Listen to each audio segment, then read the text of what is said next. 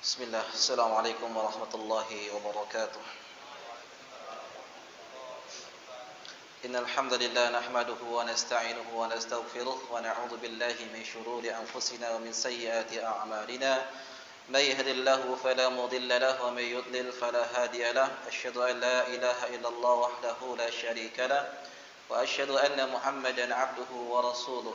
يا أيها الذين آمنوا اتقوا الله حق تقاته ولا تموتن إلا وأنتم مسلمون يا أيها الناس اتقوا ربكم الذي خلقكم من نفس واحدة وخلق منها زوجها وبث منهما رجالا كثيرا ونساء واتقوا الله الذي تساءلون به والأرحام إن الله كان عليكم رقيبا يا أيها الذين آمنوا اتقوا الله وقولوا قولا سديدا يصلح لكم أعمالكم ويغفر لكم ذنوبكم ومن يطع الله ورسوله فقد فاز فوزا عظيما أما بعد فإن أصدق الحديث كتاب الله وخير الهدي هدي محمد صلى الله عليه وسلم وشر الأمور محدثاتها فإن كل محدثة بدعة وكل بدعة ضلالة وكل ضلالة في النار.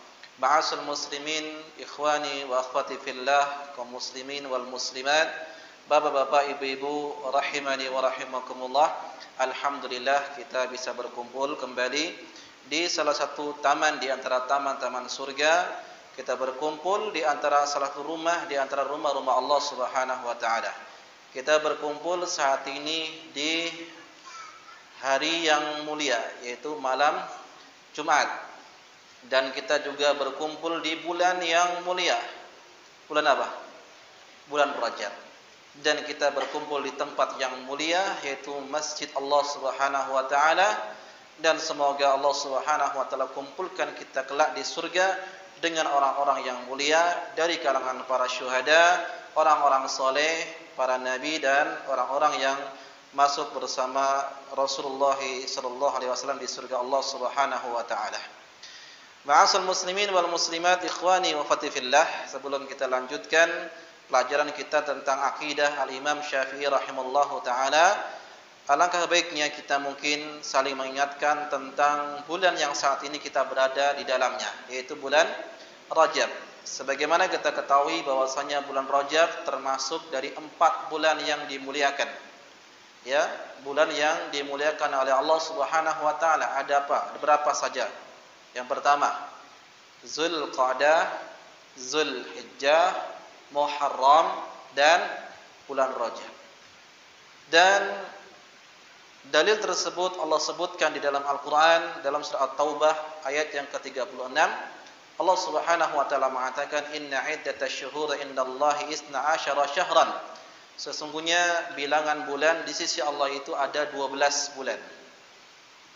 Fi kitabillahi yawma khalaqas samawati wal ard minha arba'atun hurum.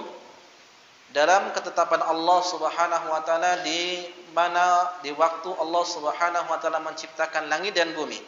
Di antaranya ada 4 bulan yang dimuliakan. Yaitu bulan yang telah kita sebutkan tadi, Zulhijjah, Zulqa'dah, Zulhijjah, Muharram, dan bulan yaitu Rajab.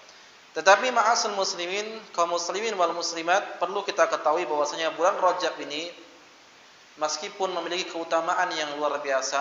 Apa keutamaannya? Setiap amalan yang dikerjakan di bulan tersebut akan dilipat gandakan oleh Allah Subhanahu wa taala, sebagaimana dosa yang dikerjakan di bulan tersebut juga akan dilipat gandakan. Karena ini bulan yang mulia, bulan yang dihormati dan dimuliakan oleh Allah Subhanahu wa taala. Sampai-sampai dahulu kaum musyrikin, ya, mereka saking menghormatinya bulan ini, mereka tidak akan berperang di bulan 4 bulan ini, ya, dan mereka akan kembali berperang setelah lewat dari bulan tersebut.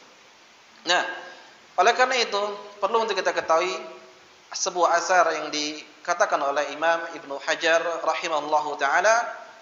Beliau mengatakan tentang apakah ada keutamaan bulan Rajab? Beliau mengatakan lam yarid fi fadli syahri Rajab wala fi siyamihi wala fi siyami syai'un minhu muayyan wala fi qiyami lailah makhsusah fihi hadisun sahihun yasluhu lil hujjah. Tidak ada hadis yang dapat dijadikan argumen, dijadikan landasan ya untuk menerangkan keutamaan bulan Rajab tentang puasa khusus atau salat malam khusus yang dikerjakan di awal ataupun di tengah ataupun di akhir bulan Rajab. Intinya awal sampai terakhir itu semuanya memiliki keutamaan yang sangat luar biasa. Setiap amal yang dikerjakan di bulan ini akan dilipat gandakan oleh Allah Subhanahu wa taala. Jika kita membaca Quran, maka akan dilipat gandakan pahalanya. Jika kita bersedekah, akan dilipat gandakan oleh Allah Subhanahu wa taala. Dan amalan-amalan yang lain, birrul walidain, ya, kemudian tolong menolong dalam kebaikan dan seterusnya. Semua amalan, tidak ada amalan khusus, tidak ada puasa khusus bulan Rajab, tidak ada. Tidak ada salat khusus di pertengahan bulan Rajab, tidak ada. Semuanya yang dikerjakan di bulan Rajab maka akan dilipat gandakan oleh Allah Subhanahu wa taala. Dan ini yang perlu untuk kita ketahui dan kita sampaikan kepada kaum muslimin agar kaum muslimin tidak tertipu, karena sebagian orang tertipu dengan hadis palsu ya tentang keutamaan bulan Rajab. Jika datang bulan Rajab ya, siapa yang menyampaikan hadis ini akan dibukakan pintu, 7 pintu surga katanya. Segala macam. Ini hadisnya palsu. Atau Rajab itu seperti yang lainnya, macam-macam keutamaannya. Ini yang tidak ada di dalam hadis yang sahih. Maka kita harus waspada dengan masalah ini. Terkadang orang itu tidak penting dalam masalah ini. Kalau uang palsu ribut. Ya, uang palsu ribut. Tapi kalau hadis palsu mereka diam-diam saja. Disitulah kita menunjukkan bahwasanya manusia itu memang terkadang skala protesnya itu urusan apa? Urusan dunia. Begitu urusan akhirat mereka lupakan, mereka biasa-biasa saja. Maka antum sekalian ma'asal muslim muslimat harus menjadi orang yang beda dari yang lainnya. Kita harus waspada dalam masalah hadis ini, hadis yang palsu. Karena apa?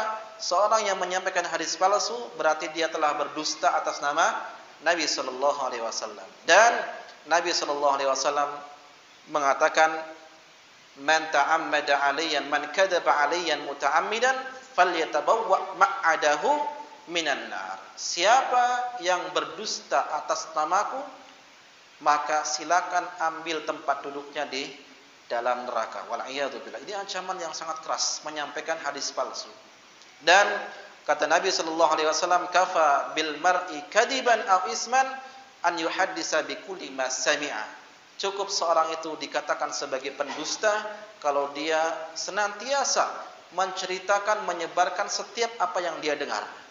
Jadi, kalau kita mendapatkan sebuah artikel, harus kita teliti terlebih dahulu, jangan langsung kita share. Terlebih lagi dalam masalah agama, harus berhati-hati, jangan sampai kita menjadi orang yang menyebarkan hadis-hadis yang palsu, sehingga kita terancam dengan hadis tersebut, yaitu diancam berdusta atas nama Nabi. Dan berdusta atas Nabi itu berbeda dengan berdusta atas nama selain Nabi sallallahu alaihi wasallam.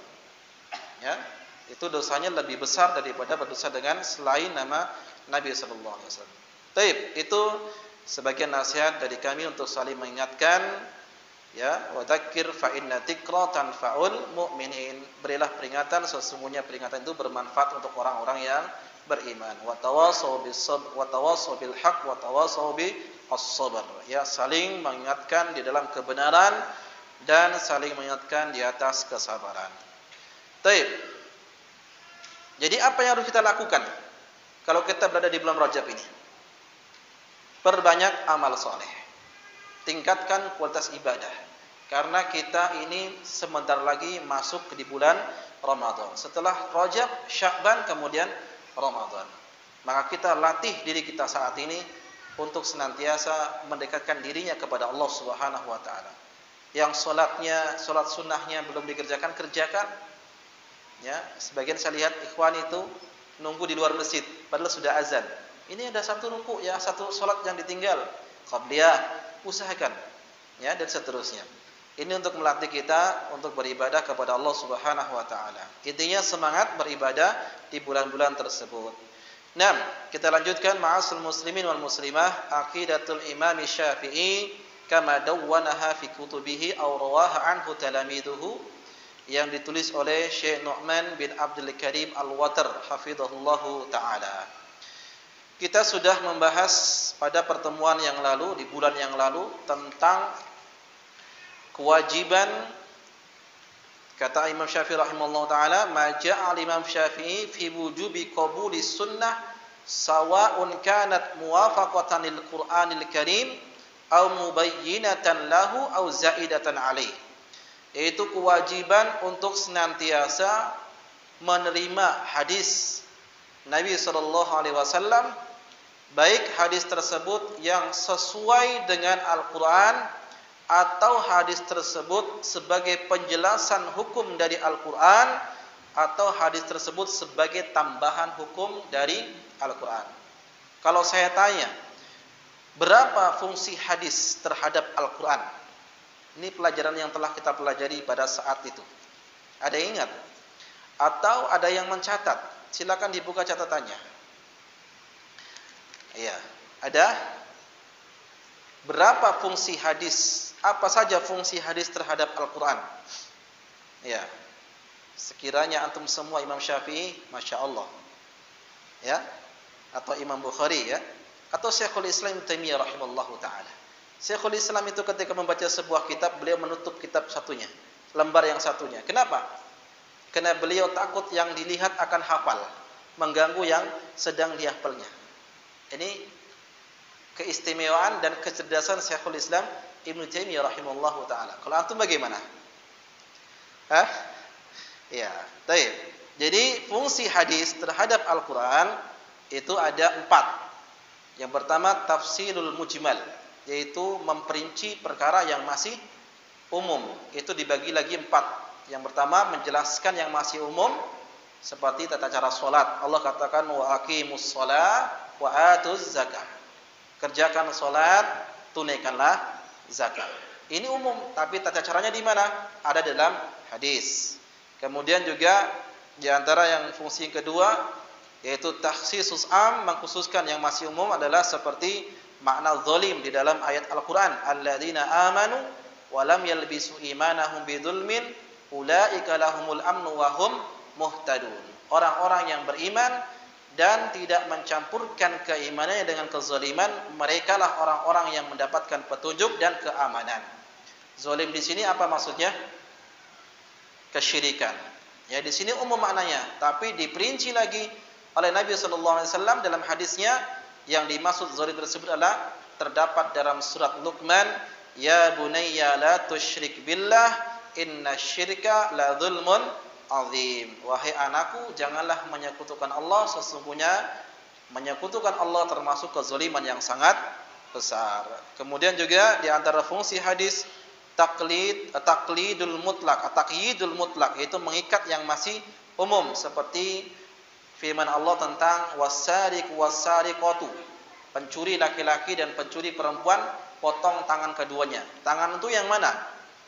Sementara kalau kita baca ayat wudu, idza kuntum ila shalah faghsilu wujuhakum wa aydiyakum ilal marafiq. Kalau kalian ingin salat, maka basuhlah wajah kalian dan cucilah tangan kalian sampai ke siku. Tangan berarti sampai ke siku. Sementara ayat tersebut wasariqu wasariqatu faqta'u aydiyahuma. Pencuri laki-laki dan pencuri perempuan, maka potong tangan keduanya. Mana yang dimaksud tangan dalam ayat tersebut? Ya, telapak tangan yang dari sini sampai sini, bukan dari ujung sampai siku. Makanya hukum had enggak ada yang dipotong dari sikunya. Ya, paling di sini. Ini hukum had bagi pencuri, ya. Kemudian juga di antara fungsi hadis adalah menjelaskan perkara yang masih samar-samar, seperti Allah mengatakan wa kulu washrabu hatta yatabayyana lakumul khaytul abyadu minal khaytil aswadi minal fajr. Makanlah dan minumlah sampai jelas bagimu antara benang putih dan benang hitam dari terbitnya fajar. Artinya muncul fajar, bukan benang hitam, benang putih yang diletakkan di bantal, dilihatnya pada malam hari sampai betul-betul nampak, baru berhenti makan. Ini terjadi di antara para sahabat. Salah dalam memahami. Mereka kira bahwasanya yang dimaksud benang putih, benang hitam itu adalah memang betul-betul benang. Padahal bukan. Yang dimaksud dengan benang putih dan benang hitam itu adalah terbitnya fajar, terang sudah, maka boleh kita atau diwajibkan kita untuk berhenti makan dan minum.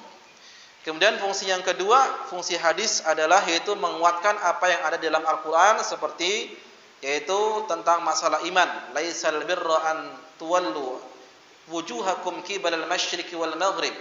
Bukanlah kebaikan kamu hadapkan wajahmu ke arah timur dan ke arah barat. Walakinnal birra man amana billahi wal yaumil akhir wal malaikati wal kitabi wan nabiyyin. Itu masalah iman. Ada 5, ada 6 dalam ayat yang lain dalam surat Al-Qamar. Maka dijelaskan di dalam hadis, yaitu hadis Jibril yang bertanya tentang apa itu iman, dan dijawab oleh Nabi SAW tentang masalah iman. Juga fungsi hadis adalah yaitu untuk menjelaskan hukum yang tidak ada di dalam Al-Quran, seperti hukum memakan bangkai ikan dan hukum air laut. Coba baca Al-Quran dari awal sampai terakhir, ada enggak hukum tentang bangkai ikan? Kalau menemukan hebat. Tidak ada. Adanya di mana? Di dalam hadis. Huwa tahuru ma'uhu al-hillu maitatuhu. Air laut itu suci, airnya bisa digunakan untuk berwudu, bisa digunakan untuk mandi, dan bangkai laut itu halal, boleh dimakan. Kemudian fungsi Al-Qur'an adalah fungsi hadis terhadap Al-Qur'an yaitu untuk menghapus hukum yang ada di dalam Al-Qur'an. Ada sebuah hukum yang dihapus di dalam Al-Qur'an oleh hadis, itu tentang wasiat ahli waris kepada ahli warisnya dalam masalah harta.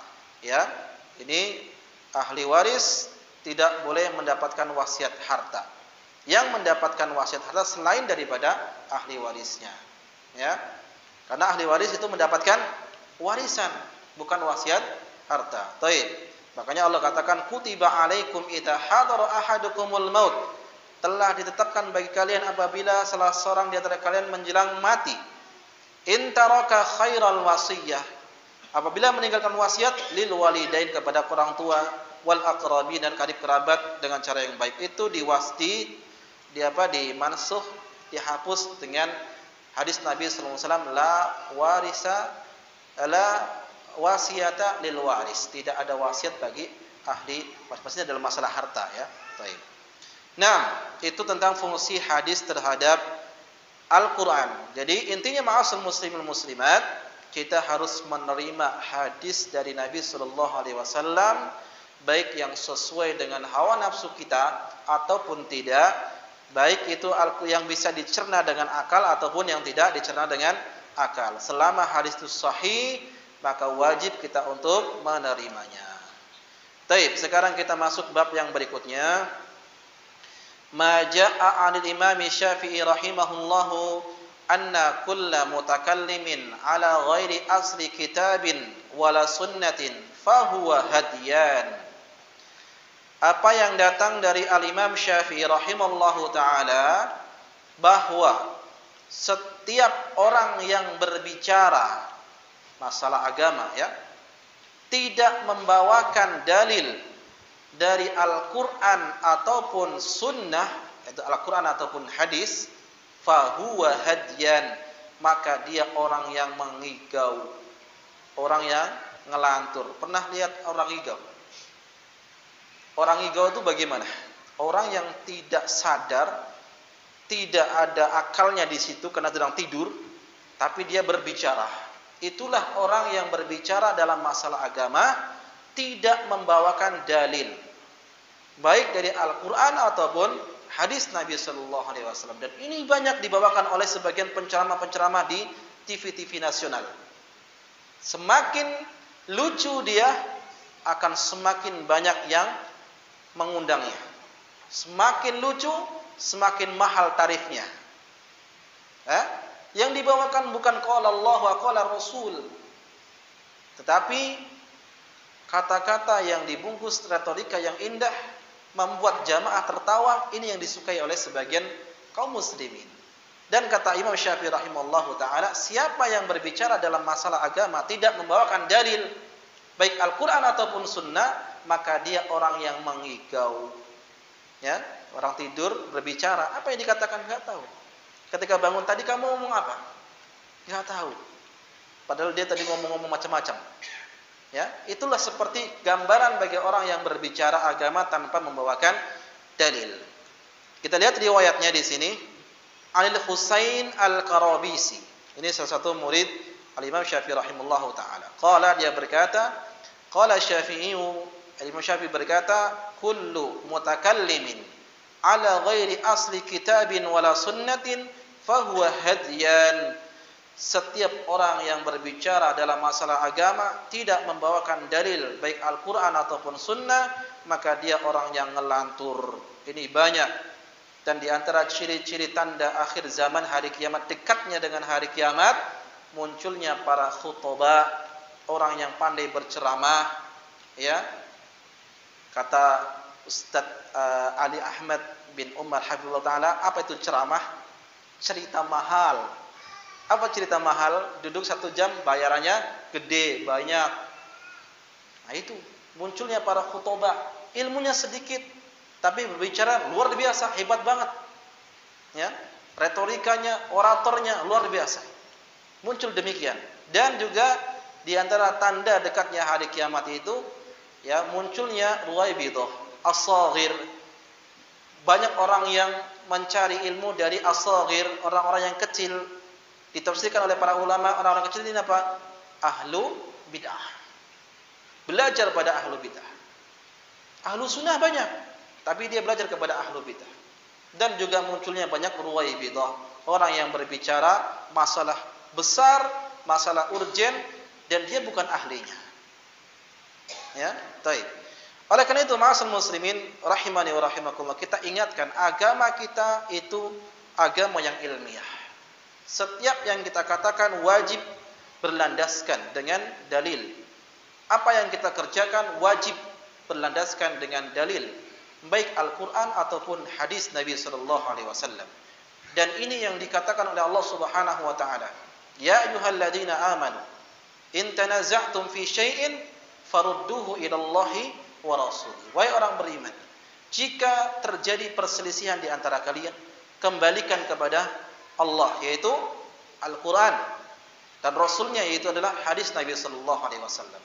Siapapun seorang muslim yang berpegang teguh dengan kedua ini, selama-lamanya dia tidak akan pernah tersesat dan tidak akan pernah dia disesatkan kalau dia betul-betul berpegang dengan ini. Taraktu fikum syai'ain in tamassaktum bihima lan tadillu. Aku tinggalkan 2 pusaka ini. Jika kalian betul-betul berpegang dengan 2 ini, tidak akan pernah tersesat selama-lamanya. Yaitu Al-Quran wa sunnati. Al-Quran, kitabullah, dan sunnahku. Yaitu ajaran Nabi sallallahu alaihi wasallam. Sekarang masalahnya, siapa yang mau belajar agama Nabi? Siapa yang betul-betul mau mengikuti sunnah Nabi? Itu pertanyaannya. Banyak orang kembali kepada Al-Quran dan sunnah. Banyak mengatakan, ayo kita ikut Al-Quran dan sunnah. Kita ahlu sunnah wal jamaah. Tapi pernyataan tersebut bisa nggak dibuktikan dengan ucapannya? Betulkah orang tersebut berpegang teguh dengan Al-Quran dan Sunnah? Jika ia betul-betul berpegang teguh dengan Al-Quran dan Sunnah, dia tidak akan pernah celaka selama-lamanya.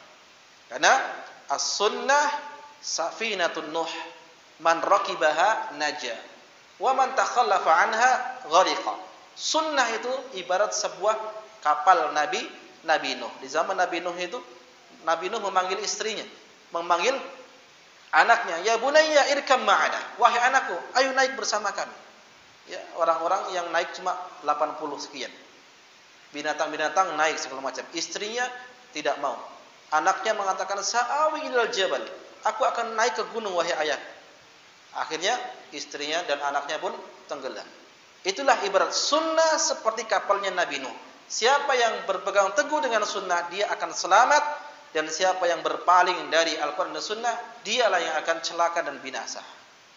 Maka pegang teguh hadis, dalil Al-Quran dan Sunnah. Bahkan orang-orang Yahudi dan Nasrani, mereka juga mengklaim dirinya masuk surga.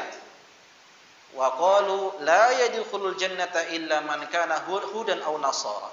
Mereka berkata, orang-orang Yahudi dan Nasrani, tidak akan masuk surga kecuali orang Yahudi dan Nasrani. Kata Allah Subhanahu wa taala, "Qul hatu burhanakum." Datangkan buktinya. Mana dalilnya? Kalau Anda orang Yahudi Nasrani termasuk penghuni surga. Qul hatu burhanakum in kuntum shadiqin. Datangkan buktinya jika engkau termasuk orang-orang yang benar. Maka kita diajarkan untuk ilmiah. Bapak Ibu sekalian, kalau kita belajar dengan seseorang, maka tanyakan mana dalilnya. Apa yang dikerjakan harus tahu landasannya. Minimal kita tahu sumber. Oh, ini telah ada dalilnya. Meskipun kita tidak hafal dalil tersebut, tapi kita tahu ada dalilnya dan sahih dalilnya. Ya. Jangan kita ditipu terus oleh sebagian dai-dai penyeru neraka jahanam. Ditipu dengan dalil-dalil yang palsu. Antum kalau ditipu dengan duit palsu bagaimana? Lapor polisi. Ya, lapor polisi mungkin bisa menuntut di penjara segala macam. Ini saya rugi sekian juta.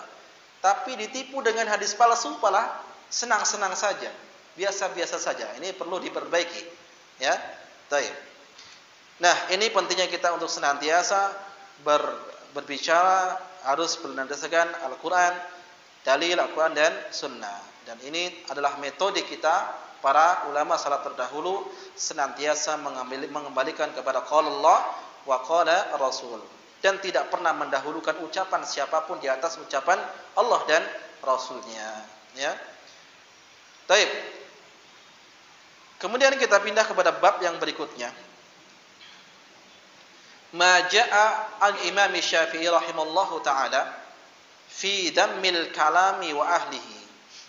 Apa yang datang dari al-Imam Syafi'i rahimallahu taala tentang celaan beliau kepada ilmu kalam dan pengikutnya. Atau orang yang mempelajari ilmu kalam.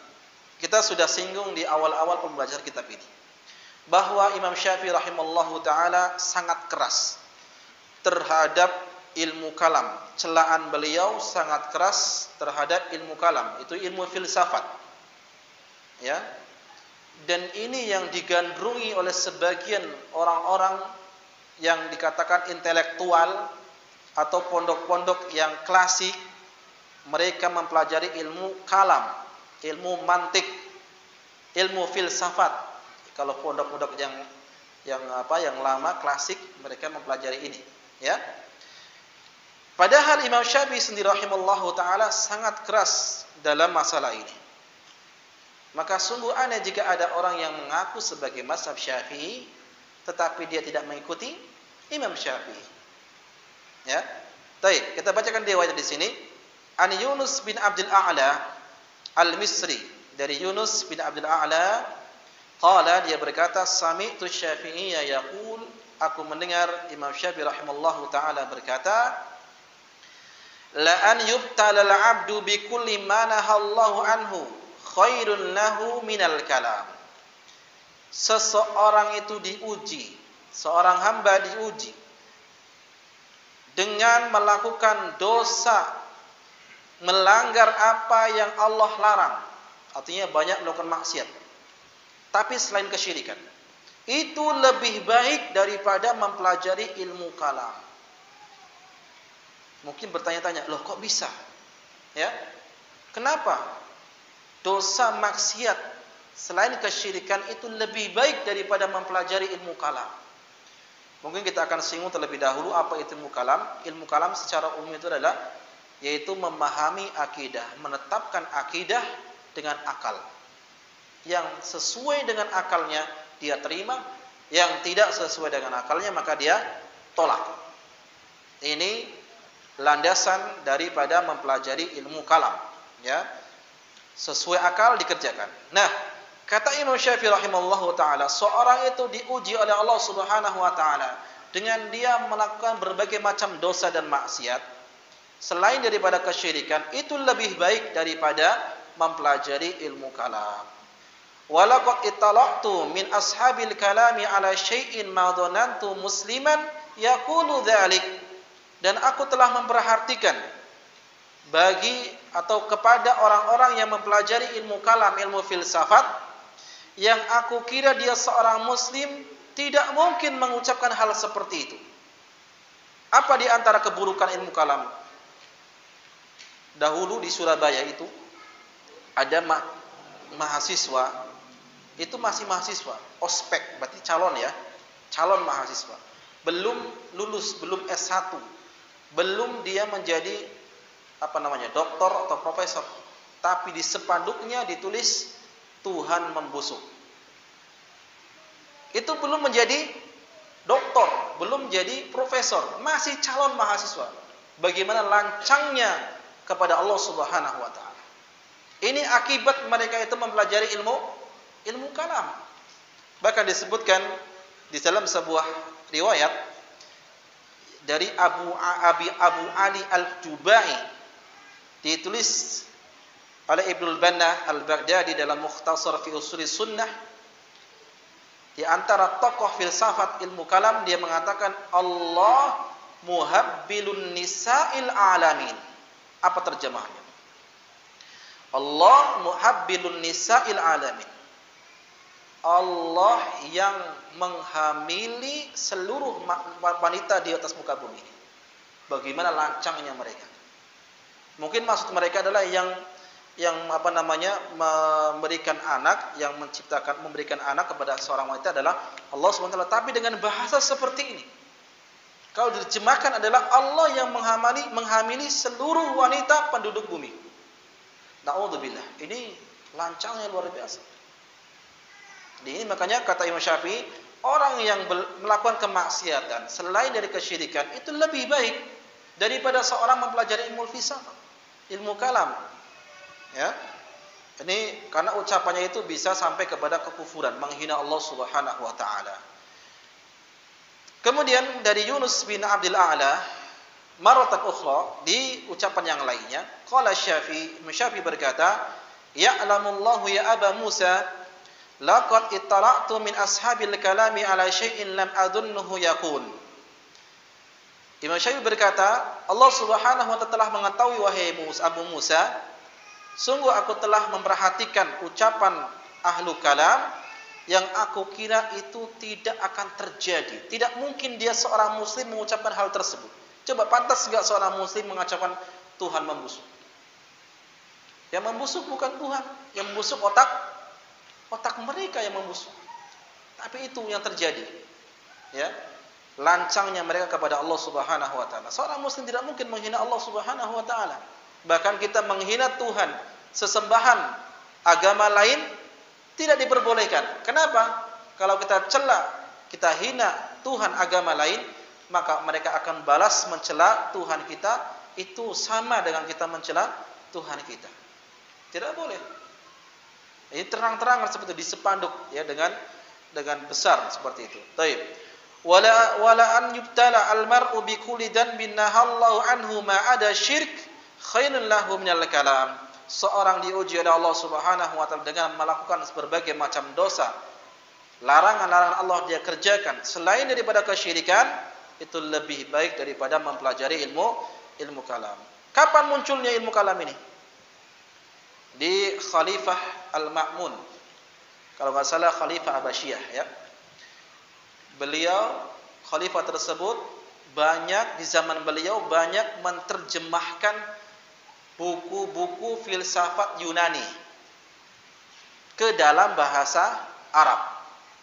Disitulah mulai muncul ya akidah, muncul pemahaman ilmu kalam dan menerapkan akidah dengan ilmu kalam tersebut. Ini yang berbahaya. Makanya para ulama menyebutkan man ta'allama ilmal kalami tazandaqa. Siapa yang mempelajari ilmu kalam, maka dia akan menjadi zindik. Apa itu zindik? Orang munafik. Ya. Zindik itu adalah orang munafik. Nah, maka bahaya mempelajari akidah, memahami akidah dengan akal. Maka di antara prinsip-prinsip ahlu kalam dalam beragama itu ada beberapa perincian. Yang pertama, mereka biasanya adalah mendahulukan akal daripada dalil. Taqdimul akli 'alal naqli. Mendahulukan akal daripada dalil. Ini kebiasaan mereka. Ya. Makanya ketika mereka membaca firman Allah tentang sifat-sifat Allah, Yadullahi mabsutatan, tangan Allah itu keduanya terbentang. Wah, ini bukan tangan Allah. Kalau kita bilang tangan Allah berarti sama dengan makhluk. Padahal ahlu sunnah tidak ada yang pernah mengatakan tangan Allah sama dengan tangan makhluk. Siapa yang berani mengatakan tangannya Allah sama dengan tangan makhluk? Sementara Allah mengatakan laisa kamitslihi syai'.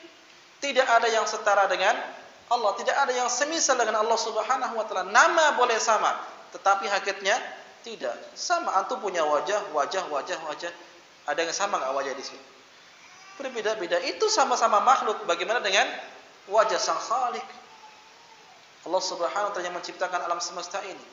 Nah, karena otaknya sudah error, maka dia rubah-rubah. Oh, ini bukan tangan Allah. Apa? Kudroh, kemampuan. Ya, seperti hadis Nabi SAW, yanzilu Rabbuna tabaraka wa ta'ala kulla lailah ila sama'id dunya. Allah setiap malam turun ke langit dunia. Ini enggak turun ini. Kalau turun nanti arsy-nya kosong. Berarti otaknya sudah error, membayangkan. Ya. Sementara ahlu sunnah mengimani Allah itu betul-betul turun. Bagaimana turunnya tidak diketahui. Sesuai dengan kemuliaan dan keagungan Allah Rabbuna Jalla wa'ala. Ya, karena bumi ini kecil.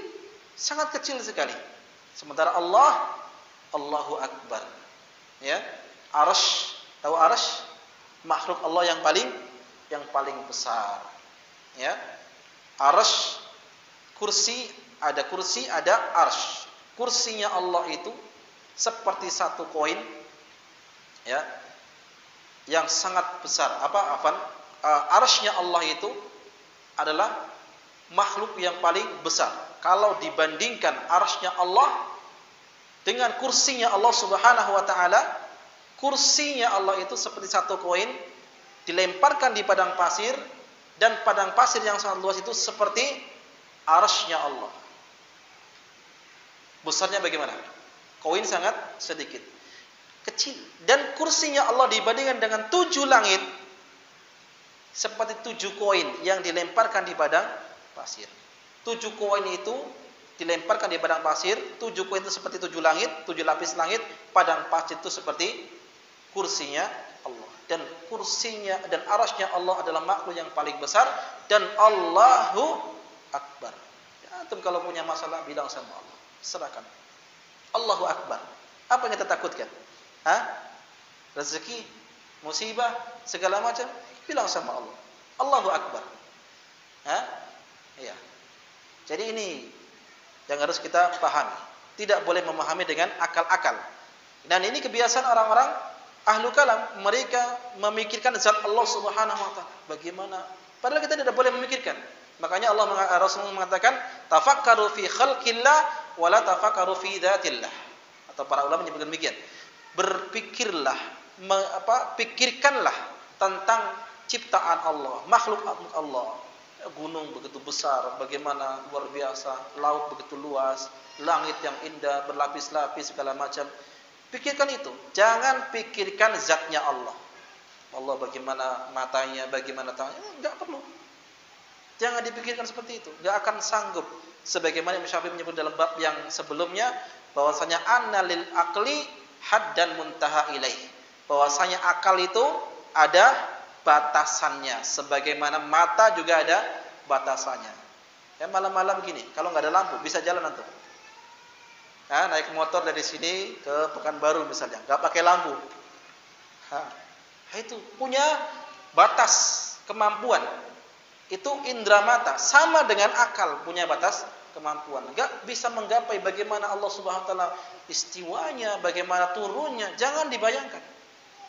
Tetapi mereka orang-orang ahlu kalam membayangkan seperti ini, akhirnya mereka takwil ayat-ayat Allah Subhanahu wa taala. Nah, ini prinsip yang pertama, mendahulukan akal daripada dalil. Ahlu sunnah senantiasa bersama dalil. Naduru ma'ad dalil haitsu dara. Kita berputar kemana dalil itu berputar. Ya, berbeda dengan ahlu kalam. Kemudian prinsip ahlu kalam yang kedua adalah mereka menolak Al-Quran dan hadis Nabi Sallallahu Alaihi Wasallam. Kalau Al-Quran datang dengan ayat-ayat sifat-sifat Allah, mereka takwil. Oh, maksudnya tangan itu bukan tangan, tapi qudra. Oh, istawa itu maksudnya bukan meninggi, artinya itu istawa itu artinya adalah menguasai. Mereka takwil kalau datang Al-Qur'an. Kalau datang hadis, mereka katakan hadisnya dhaif. Wah, itu hadis dhaif itu. Sebagaimana hadis tentang jariyah, seorang budak yang mengatakan Allah fis sama. Aina Allah? Allah fis sama. Itu sebagian ahlu kalam, orang Asy'ariyah ya atau Asy'ariyah, mereka mengatakan ini hadisnya dhaif padahal terdapat dalam kitab Sahih Bukhari Muslim. Hadisnya sahih. Ini yang disayangkan.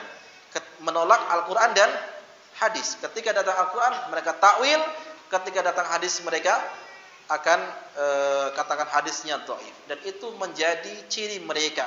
Mereka sebutkan di dalam kitab-kitab mereka, kullu nassin awhama fihi tashbih awwilhu aw fawwidhu wa ramatan ziha. Setiap ayat-ayat yang mencakup atau nas-nas yang ada sifat tashbih, mereka segera takwilkan atau serahkan maknanya kepada Allah. Ini tidak benar. Ya, karena Al-Qur'an bisa kita pahami. Istawa jelas. Ya, jelas maknanya. Ya, baik. Dan ini prinsip yang kedua, menolak Al-Qur'an dan sunnah. Kemudian yang ketiga, karena sudah mendahulukan akal, kemudian menolak Al-Qur'an dan sunnah, dakhala waqt. Kelas? Baik.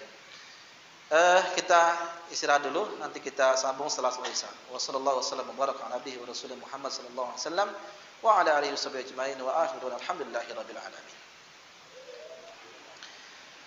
Bismillah, assalamualaikum warahmatullahi wabarakatuh. Alhamdulillah wassalatu wassalamu ala rasulillah wa ala alihi wa man walah wa la hawla wa la quwwata illa billah. Ikhwani wa akhwati fillah wa muslimin wal muslimat, kita lanjutkan kembali pembahasan kita tentang akidah al-Imam Syafi'i rahimallahu taala. Tadi telah kita baca tentang prinsip-prinsip ahlu kalam. Yang pertama yaitu mereka taqdimul aqli ala naql, yaitu mendahulukan akal daripada dalil. Yang kedua, mereka suka menolak Al-Qur'an dan sunnah. Jika datang Al-Qur'an yang berkaitan dengan sifat-sifat Allah, mereka takwil, dan jika datang hadis mereka katakan hadisnya adalah hadis yang dhaif. Dan kemudian karena sebab mereka mendahulukan akal daripada dalil dan mereka biasa menolak Al-Qur'an dan sunnah, apa yang terjadi? Prinsip yang ketiga, muncullah perbedaan dalam masalah akidah. Ya, muncul perbedaan dalam masalah akidah. Misal Jahmiyah, ya, Jaham bin Safwan dan yang lain-lain. Mereka menolak ya nama dan sifat Allah Subhanahu wa taala. Allah tidak punya nama dan tidak punya sifat.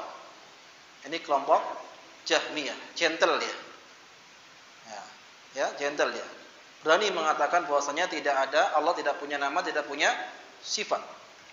Kemudian kelompok yang berikutnya Mu'tazilah. Itu mereka adalah yang mengatakan Allah punya nama tetapi tidak punya sifat. Ini agak apa? Agak lebih pengecut. Ya. Allah punya nama tapi tidak punya sifat. Allah punya nama tidak punya sifat. Nah, ini kebingungan dan kerancuan mereka. Kemudian yang berikutnya seperti Asy'ariyah, Kullabiyah atau Asy'ariyah, mereka menetapkan nama-nama Allah tapi hanya menetapkan sebagian, ya, 7 sifat atau 20 sifat. Ini. Tapi ahlu sunnah wal jamaah menetapkan bahwasanya Allah punya nama dan Allah punya sifat. Dan sifat Allah laisa kamislihi syai'un wa huwas samiul basir. Ya. Baik, ini di antara prinsip-prinsip yaitu ahlu kalam setelah dia memahami akidah dengan akal, kemudian menolak Al-Qur'an dan hadis, maka muncullah akidah yang berbeda-beda. Tidak sama akidah mereka. Dan kemudian prinsip yang berikutnya di antara prinsip ahlu kalam adalah mereka mencela-mencela. Tidak konsisten. Ya, seperti tadi. menetapkan, ya, Jahmiyah mereka mengatakan Allah tidak punya nama, tidak punya sifat. Mu'tazilah mengatakan Allah punya nama, ya, tidak punya sifat. Sementara Asy'ariyah, Kullabiyah mengatakan Allah punya nama tapi hanya menetapkan sebagian sifat saja. Ini disebutkan oleh para ulama bahwa Ahlus Sunnah, ya, bil jumlah fasabatu wal istiqlal fi ahli hadis wa sunnah ad'af ma huwa inda ahli kalam wal falsafah. Bahwasanya kesimpulannya bahwa Ahlus Sunnah mereka orang-orang yang senantiasa kokoh di atas keimanan mereka, orang yang senantiasa berpegang dengan hadis atau ashabul hadis, ya, ahlul hadis was sunnah. Kekokohan mereka berlipat-lipat ganda daripada mereka orang-orang ahlu kalam atau tokoh-tokoh filsafat, ya. Dan ini orang yang beragama seperti ini adalah orang-orang yang tidak ada kebaikan baginya. Seperti Hudzaifah bin Yaman radhiyallahu ta'ala anhu pernah berkata bahwasanya di antara kejelekan adalah i'lam anna ad-dhalalata haqqud dhalalah tunkir ma kunta ta'rif wa ta'rif ma kunta tunkir.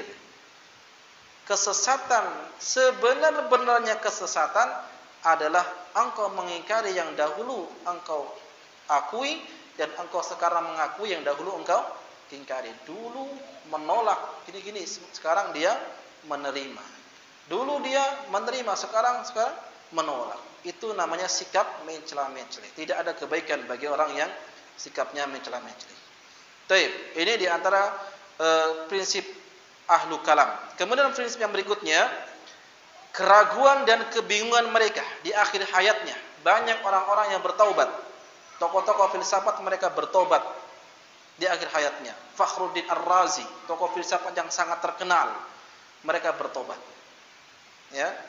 Di antara ucapannya adalah nihayatu iqdamil uqul iqal. Mendahulukan akal adalah kebingungan, kebodohan. Ghayatu sa'il alamina dhalal. Dan akhir daripada mempelajari ilmu kalam itu adalah kesesatan. Wa arwahuna fi wasyatin min jusumina. Dan jiwa-jiwa kami, ruh kami dalam jasad kami liar, gak tenang.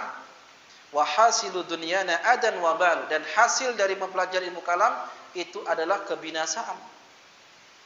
Ya, la walam nastafid min bahsina tula umrina siwa an jama'na fihi qila wa qal.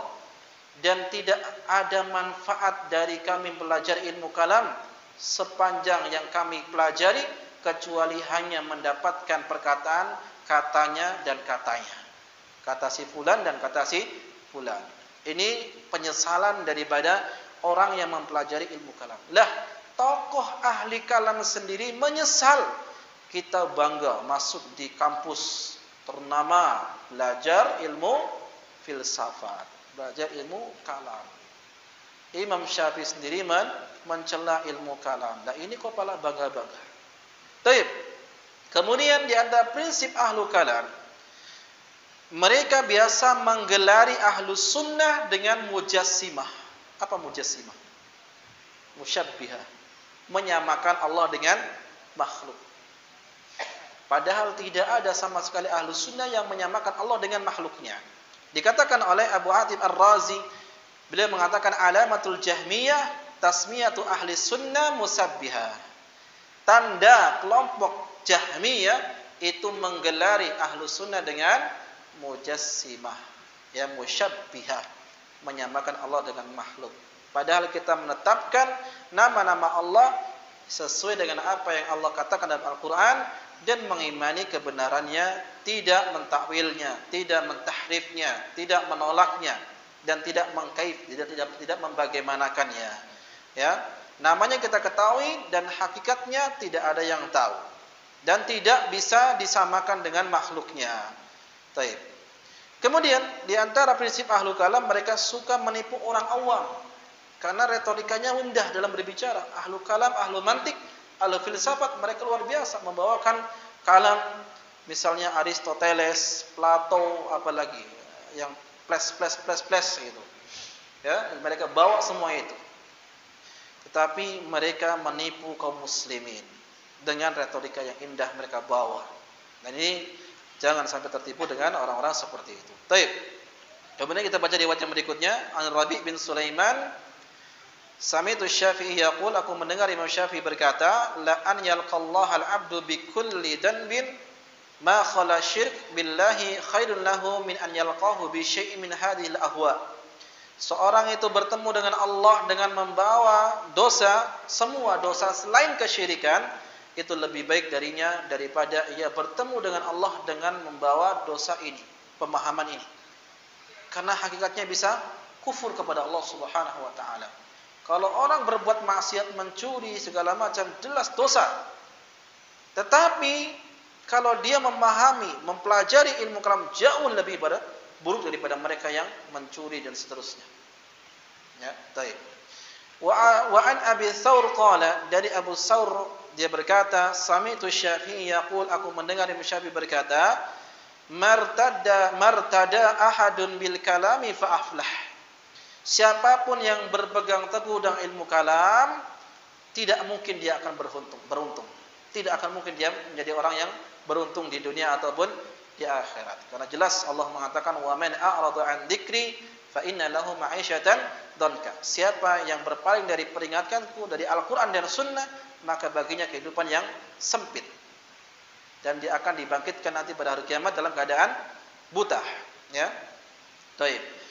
Riwayat yang berikutnya dari Muzani, Al-Imam Al-Muzani yang punya kitab namanya kitab Syarhus Sunnah lil Imam Al-Muzani. Dia berkata, lama wafa Syafi'i Misr, ketika Imam Syafi'i datang ke Mesir. Qultu fi nafsi, aku katakan pada diriku sendiri, kata Imam Muzani.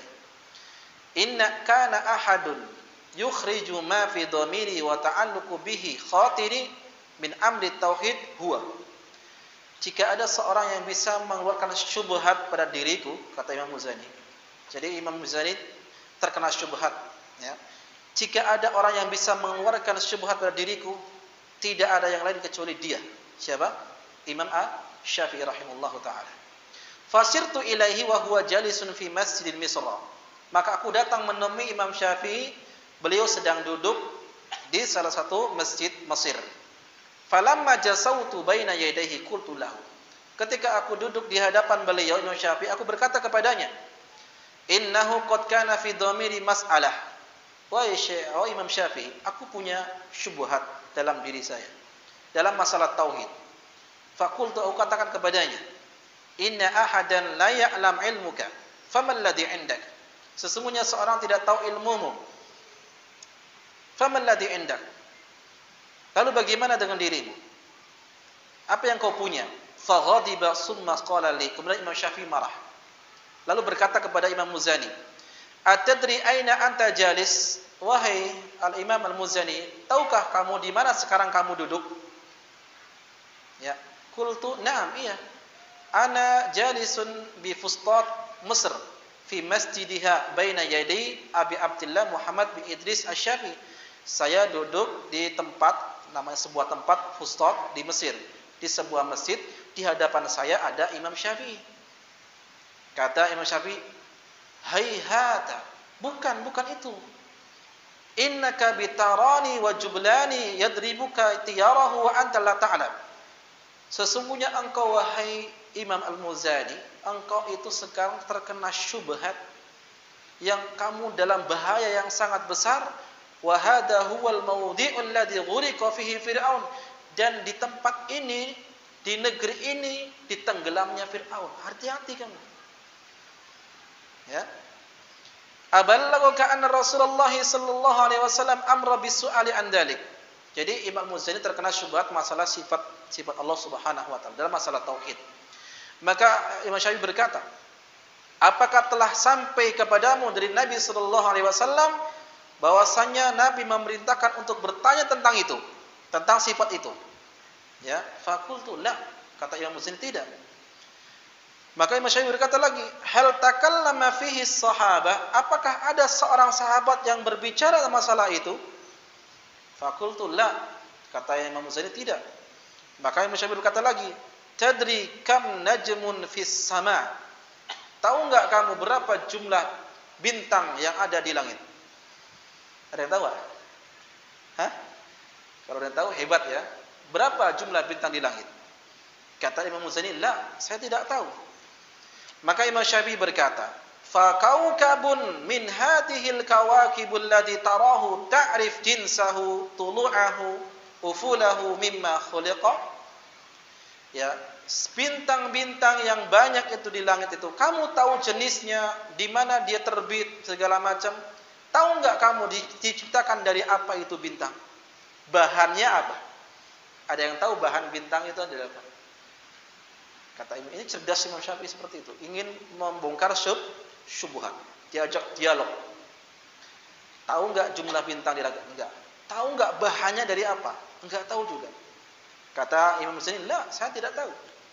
Maka Imam Syafi'i berkata, "Fa syai'un tarahu bi ainika khalqun dha'ifun min khalqillah, lasta ta'rifuhu, tatakallam fi ilmil khaliqihi." Sesuatu yang kau lihat dengan matamu, itu bintang, ya. Dan Allah ciptakan itu sesuatu yang lemah. Allah ciptakan itu bintang lemah, ya, ciptaan Allah SWT.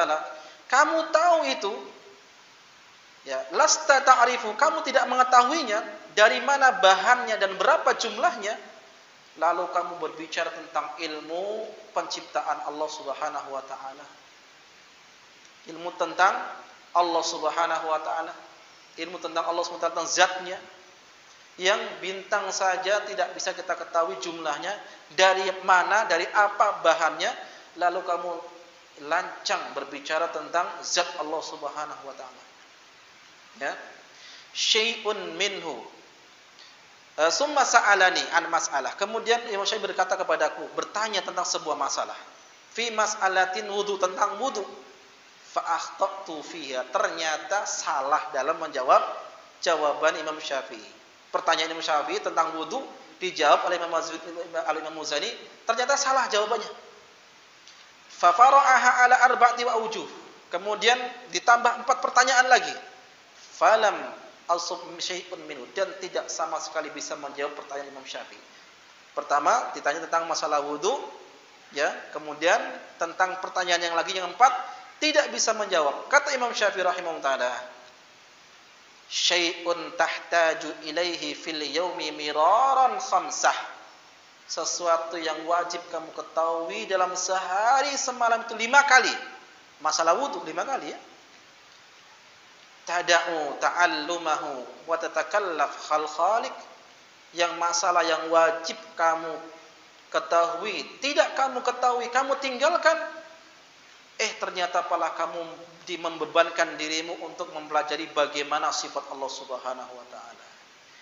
Ini pukulan yang sangat telak sekali. Masalah wudu saja belum paham, mau mempelajari tentang sifat Allah Subhanahu wa taala, artinya zat Allah Subhanahu wa taala yang tidak diketahui oleh kita. Nah, ini metode seperti ini bisa juga kita praktekkan untuk orang yang memiliki pikiran syubhat. Ya. Bagaimana turunnya Allah? Kita pakai metode ini. Masalah wudu, coba tanya sama dia, orang yang sok-sok hebat itu, masalah turunnya Allah SWT bagaimana, segala macam ditakwilkannya dengan yang lain-lain. Tanya, rukun sholat ada berapa? Rukun sholat ada berapa? Hah? Berapa? Rukun sholat ada berapa? Wajib-wajib wudu ada berapa? Pembatal wudu bagaimana? Ini yang perkara yang wajib untuk kita ketahui. Antum bagaimana nanti kalau sholat misalnya nggak tahu rukunnya, ketinggalan rukun, batal sholatnya, harus ulang dari awal. Ya, ini ngerti. Makanya dalam masalah ini saja kita banyak yang belum paham. Lalu bagaimana mungkin kita membebankan diri kita untuk bertanya tentang zat Allah bagaimananya? Ya, idza hajasa fi dhamirika dzalika farji ila Allah. Jika bisikan-bisikan itu datang kepadamu tentang zat bagaimananya Allah segala macam, maka bertaubatlah kembali kepada Allah Subhanahu wa taala. Lalu beliau mengatakan firman Allah Subhanahu wa taala, wa ilahukum ilahu wahid la ilaha illa huwa ar-rahmanur rahim. Sesungguhnya Tuhan kalian adalah Tuhan yang satu, sesembahan yang satu, tidak ada sesembahan yang berhak disembah kecuali Dia. Dialah Ar-Rahman dan Ar-Rahim. Dulu membaca surat yang berikutnya, inna fi khalqis samawati wal ardi sampai seterusnya. Ya. Maka fastadil bil makhluq 'alal khaliq wa la tatakallaf ilmu ma la yuballighuhu aqluka. maka silakan renungkan tentang ciptaan-ciptaan Allah Subhanahu wa taala. Bagaimana luasnya lautan, berapa jumlah ikan yang ada di lautan, berbagai macam jenis-jenis ikan. Kemudian luasnya hutan, burung-burungnya segala macam. Antum silakan. Gunung yang tinggi bermacam-macam. Ya, silakan renungkan itu. Untuk apa? Mengetahui hak Allah Subhanahu wa taala, supaya kita mengetahui inilah Allah yang berhak untuk kita sembah, yang menciptakan semua alam semesta ini. Jangan bebankan diri kita untuk mengetahui zat Allah Subhanahu wa taala yang tidak sampai kepada akal kita. Ya, fakultu faqad tubtu in uttu fi dzalik. Kata Imam Muzani, maka aku bertaubat jika saya datang masalah itu, saya juga akan bertobat kembali. Nah, ini pelajaran yang sangat luar biasa dari Al-Imam Syafi'i rahimahullah tentang bagaimana menjawab syubhat dari Al-Imam Al-Muzani. Imam Muzani ahlu sunnah, punya kitab Syarhu Sunnah Imam Al-Muzani. Baik. Insyaallah kita akan sambung lagi di pertemuan akan datang di bab yang berikutnya, bab tentang hukuman Imam Syafi'i rahimahullahu taala kepada ahlu kalam. Kalau yang tidak kita bahas tadi tentang apa? Tentang celaan kepada ahlu kalam. Kalau ini hukuman. Baik. Sampai di sini pertemuan kita, insyaallah kita sambung di pertemuan datang. Wassallallahu wasallam mubaraka ala abdihi wa rasulih Muhammad sallallahu alaihi wasallam wa ala alihi washabihi ajma'in wa akhiru da'wana alhamdulillahi rabbil alamin. Assalamualaikum warahmatullahi wabarakatuh.